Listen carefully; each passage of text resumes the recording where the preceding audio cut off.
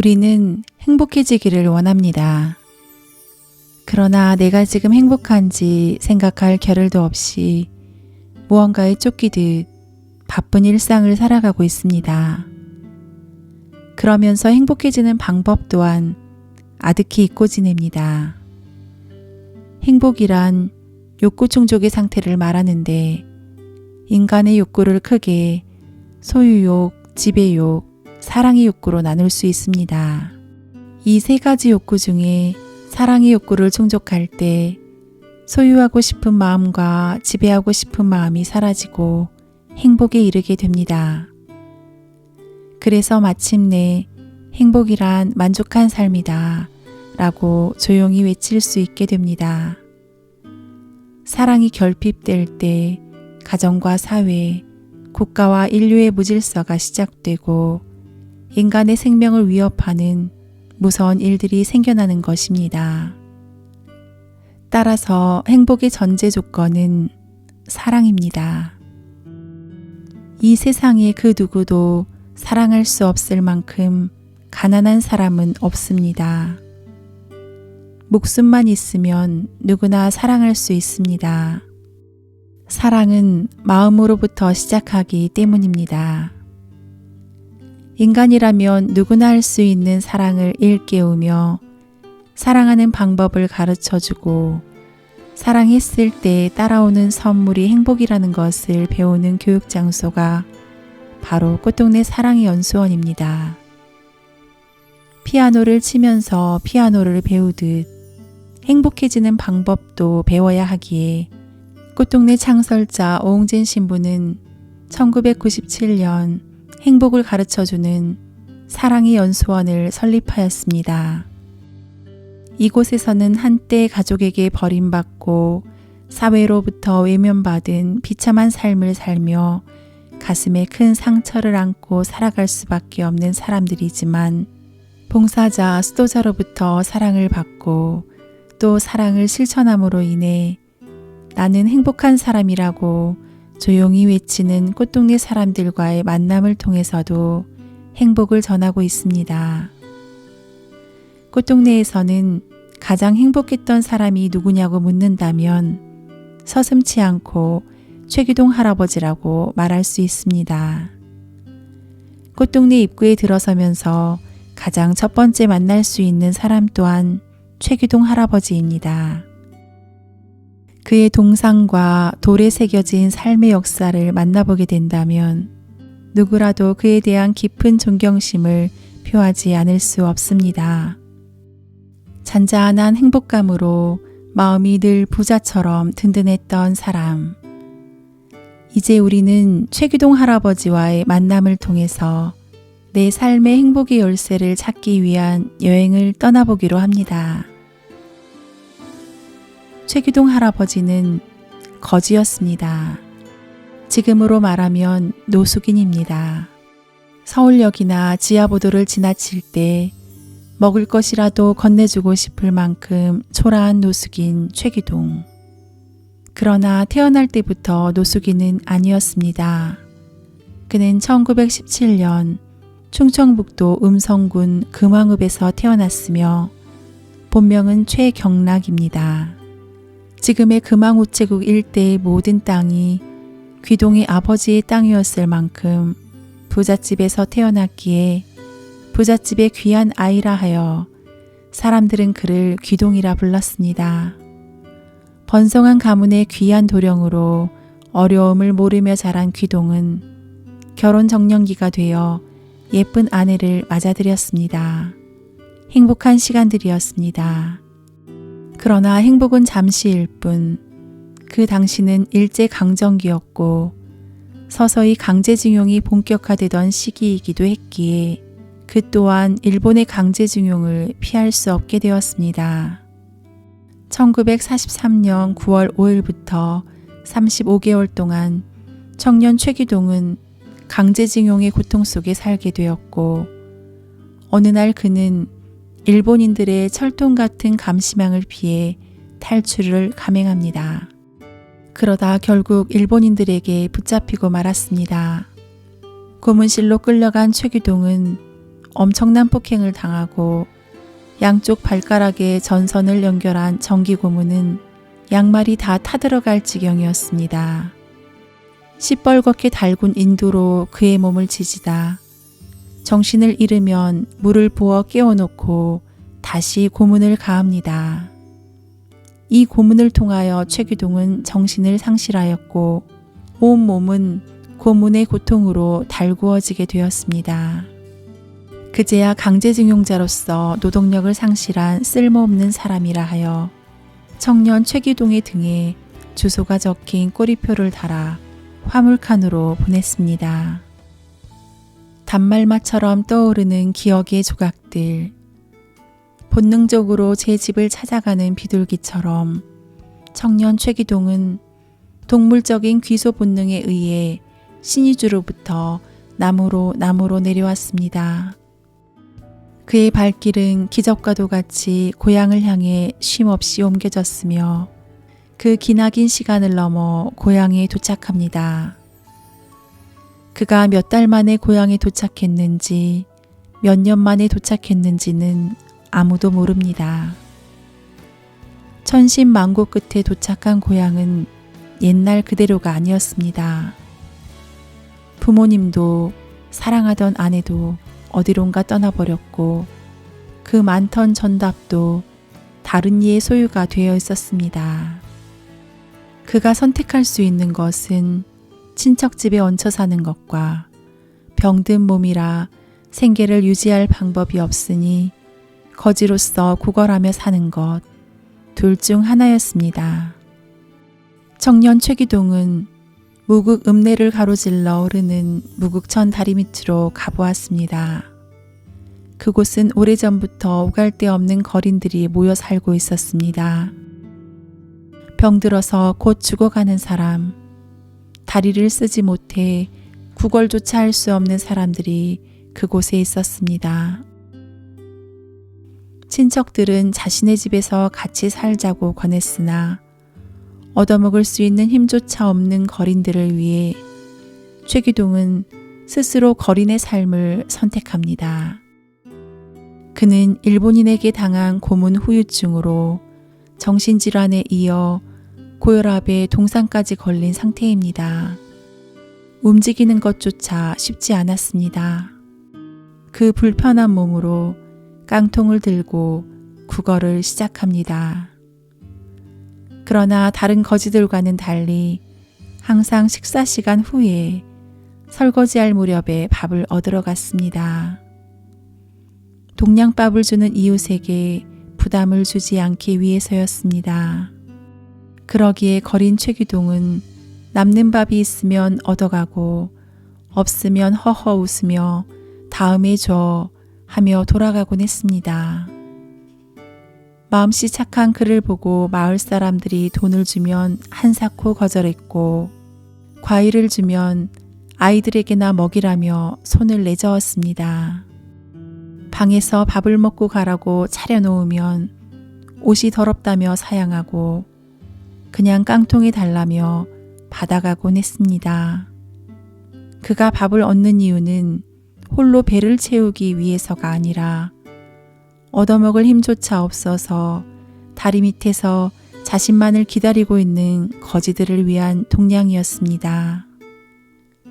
동냥을 갔을 때 이미 깡통에 얻은 밥을 보며 밥이 있네 하면 나 혼자 먹으려고 하는 게 아니야. 다리 밑에 굶는 사람들이 있어서 하며 얻어갔습니다. 이런 최기동의 삶을 본 마을 사람들은 다른 거지들에게는 밥 없다고 하면서도 최기동에게는 밥을 주었고 식사 후에 항상 부뚜막에 최기동에게 줄 밥과 반찬을 따뜻하게 올려놓곤 했습니다. 동시대에 사셨던 어느 어르신은 이렇게 말씀하셨습니다. 동냥깡통에 밥을 주지 못하면 미안한 건 나였다.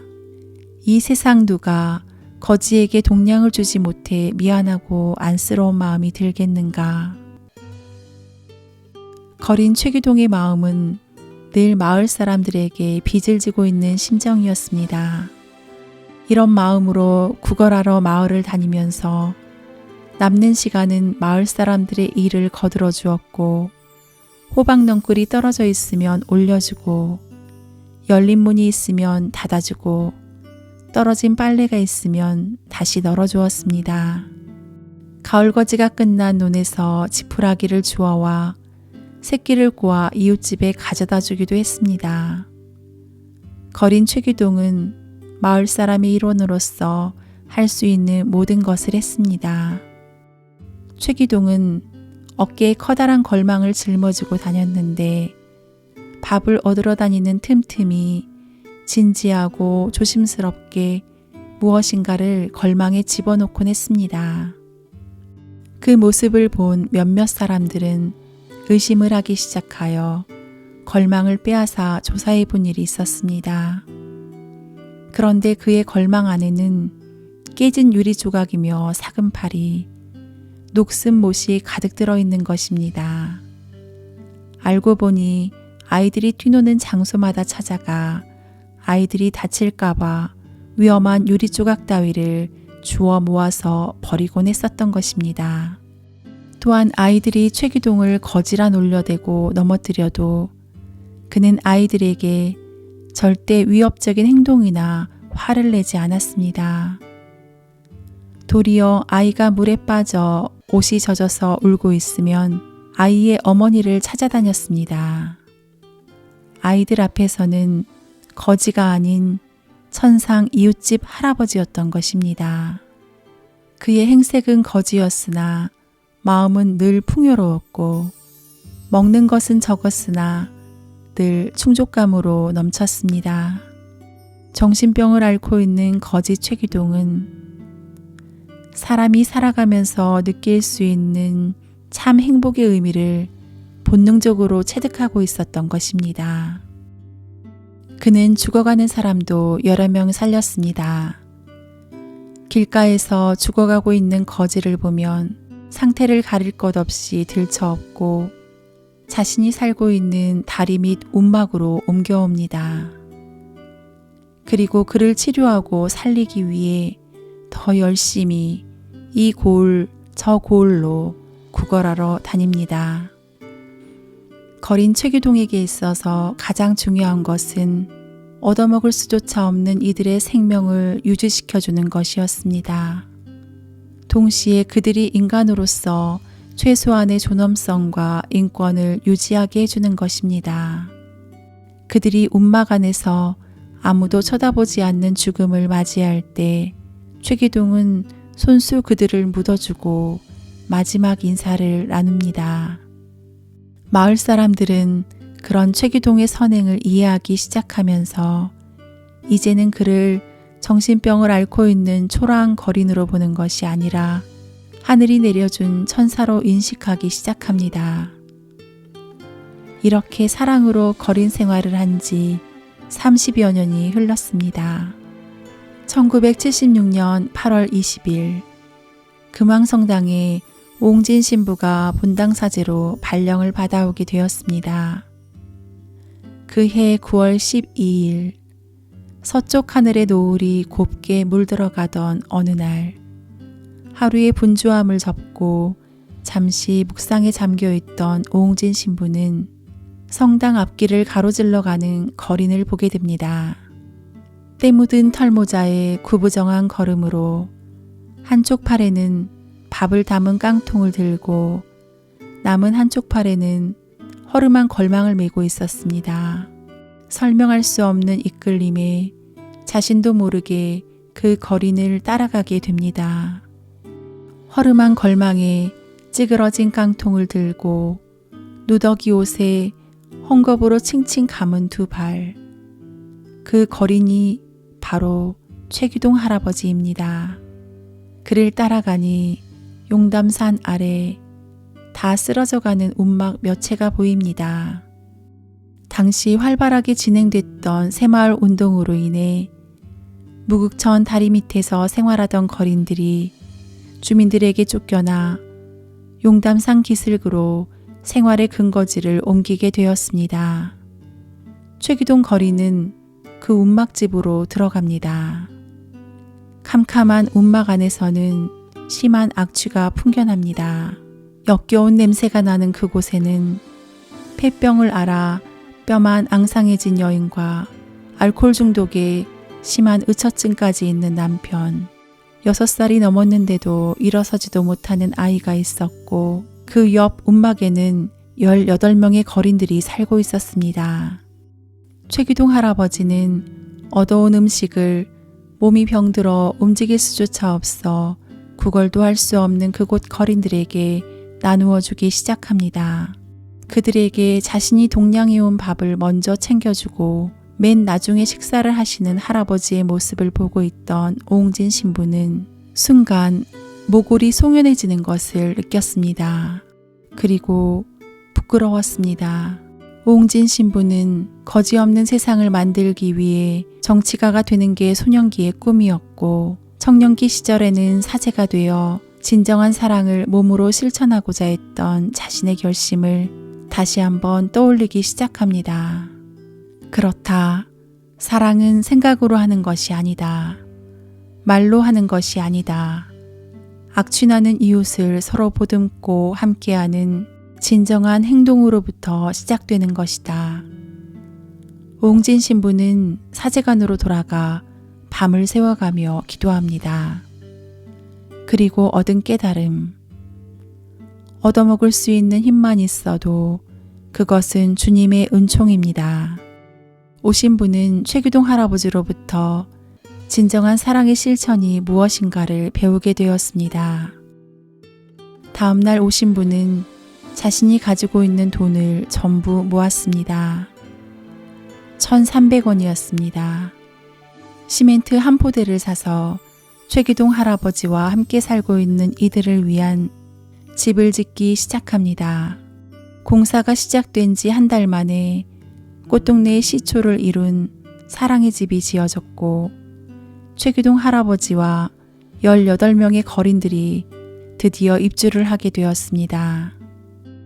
이러한 최기동 할아버지의 삶은 한국 가톨릭 교회의 인정을 받아 1986년 2월 15일 작은 예수라는 칭호를 들으며 한국 가톨릭 대상 사랑 부문을 수상하게 됩니다.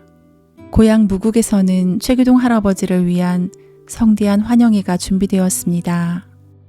온통 꽃으로 꾸민 차는 할아버지를 태우고 시가행진을 벌였고 주민들은 최기동 할아버지가 한국 가톨릭 대상을 수상한 것을 누구보다 더 자랑스러워했습니다.